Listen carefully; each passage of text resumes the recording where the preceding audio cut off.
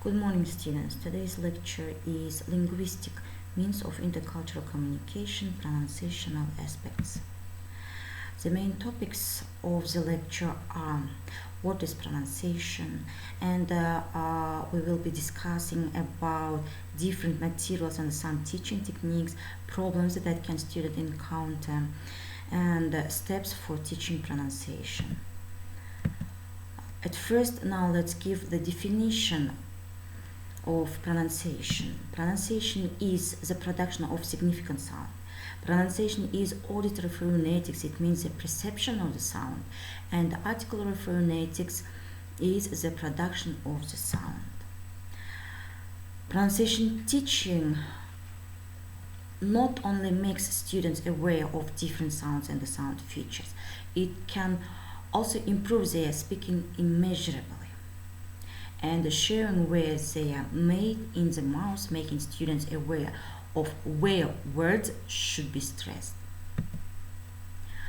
The famous linguist Morley indicates four major reasons to teach pronunciation. Here you see functional intelligibility, functional communicability, increased self-confidence, and the speech monitoring abilities. And then now let's observe them separately. So the first reason, functional intelligibility, means spoken English in which an accent is not distracting to the listener. Functional communicability, learner's ability to function successfully within the specific communicative situations. And the self-confidence, it means dependent on the ones mentioned above. And the speech monitoring abilities, good learners listen to the input and trying to imitate it. Well, here we have the list of problems that students can encounter. The main of them are, some teachers think it is easy, but it actually needs a lot of work. If it's not tested, it's not important, and it's often left until later. And the last one, students may believe there is no system to English pronunciation. Teaching pronunciation touch, or according to the teaching pronunciation, we study individual sounds, sound linking, connected speech, weak forms, voice, syllable stress, intonation, minimal pairs, chunking, pausing, rhythm, and etc. When to teach pronunciation? Another famous linguist, Hammer, suggests four alternatives: whole lessons, discrete slots, integrated phrases, and opportunistic teaching. And all these alternatives we use in teaching pronunciation. Well, here we have some pronunciation issues. Teachers give more importance to study grammar and vocabulary. Unfortunately, it is true. Teachers get students to study listening and reading. Teachers see that pronunciation teaching will only make things worse. Teachers ignore benefits of pronunciation teaching. Actually, pronunciation teaching makes students aware of different sounds and their features, improves their speaking immeasurably. We have said about it above. Allows students to get over serious intelligibility problems and concentrates on sounds. Makes students aware of where words should be stressed. So, recognizing all these things gives them extra information about spoken English and helps them achieve the goal of improved comprehension and intelligibility, and being made aware of pronunciation issues will be immense benefit not only to their own production but also to their own understanding of spoken English. Perfection or intelligibility. Perfection depends very much on students' attitude to how they speak and how well they hear. Many cultural factors of perfection. For these cultural factors, language teachers consider intelligibility as the prime goal of pronunciation teaching. So, what is intelligibility in teaching pronunciation?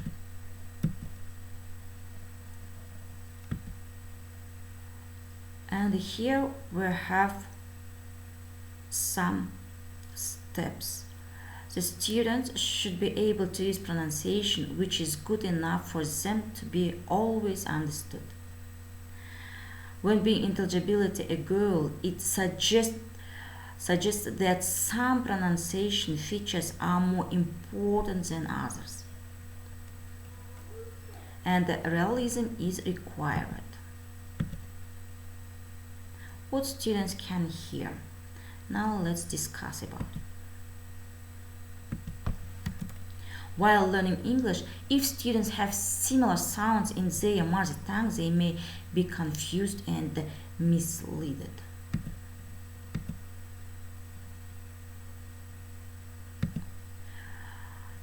And we have two issues: the intonation problem, or intonation is a problem or not. Many people and teachers find intonation difficult to hear tunes or identify the rising and the falling tones. Giving opportunities by using tape or through the way we ourselves model them. The key to successful pronunciation teaching, not much getting students produce correct sounds. Noticing is so important for pronunciation teaching.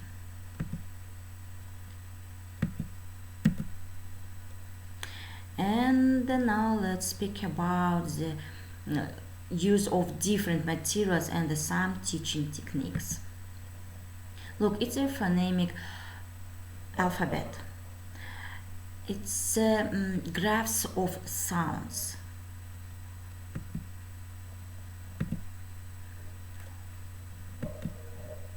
And why we use a phonemic alphabet? At first, aware of the different phonemes, dictionaries, for pronunciation games and tasks.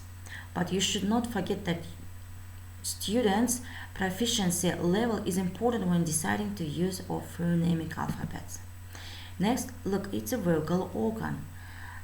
It describes how we sound, how we make sounds. Well, and how can we use a vocal organ chart?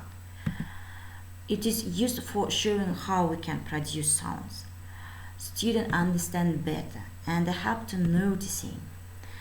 Well, look at the picture, and what is the picture showing? We have some words: cap, car, cat, light, right, berry, lamp, ramp, and etc. Yeah, it's a minimal pairs. Minimal pairs are pairs of words that have one phonemic change between them. How can we use them in our lessons? For example, here we have the minimal pair, sheep and chip, and you see sounds sh and ch. Contrasting two sounds is a very popular way of getting students to concentrate on specific aspects of pronunciation, because different sounds make different words. Sheep, it's the meaning of this is different from chip.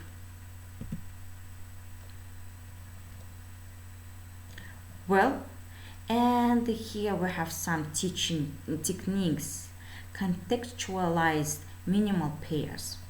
Contextual means in the context or in the text. For example, this pen leaks. They then don't write with it. This pan leaks. Then don't cook with it. Pan. Stress. Is it a lemon tree? No, an orange tree. Is it elementary? No, it's advanced. So, and other techniques, teaching techniques you can use in your on your lessons, they are cartoons and drawings, gadgets and props, rhymes, poetry, jokes, drama, hands and the body. How to teach pronunciation? To first integrate it into your lessons as much as possible. Start with little steps and build from there. Model the shape of the mouth and ask them to think about their tongues and lips, and combine it with listening. Recording your student's voice and use it to focus on pronunciation issues. It's a so useful technique. And use games. Mouse exercise. We'll use different color pens, dots, connections, arrows. Well, and exaggerate pronunciation. Listen to the radio and imitate the accent. Exaggerate sounds, and etc.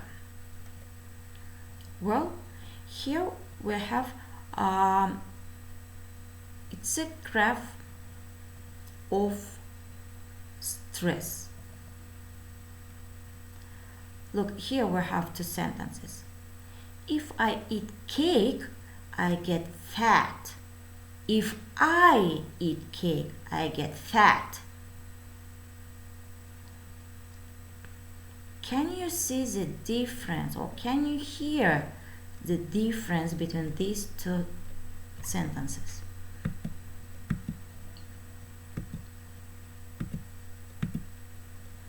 Well, and here we have the main steps for teaching pronunciation. The first, a planning stage and a teaching stage. Before teaching, you have a plan.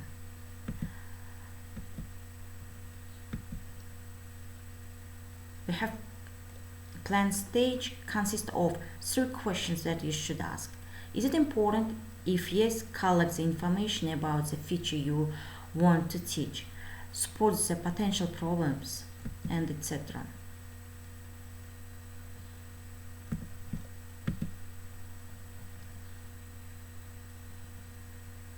Teaching stage consists of description, analysis, contrast, listening, discrimination, controlled practice, semi-controlled, and free practice.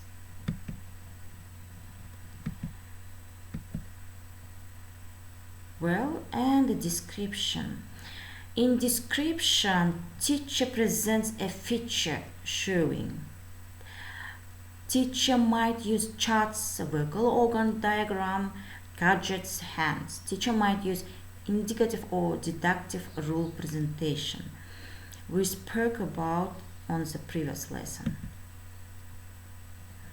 Sounds consist of spelling, symbol, and examples. Intonation, falling, rising intonation, symbol, arrows, yeah?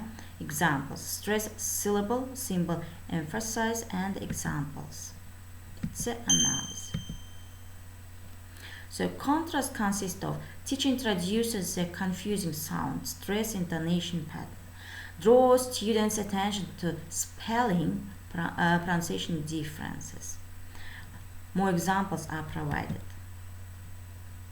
Well, listening discrimination.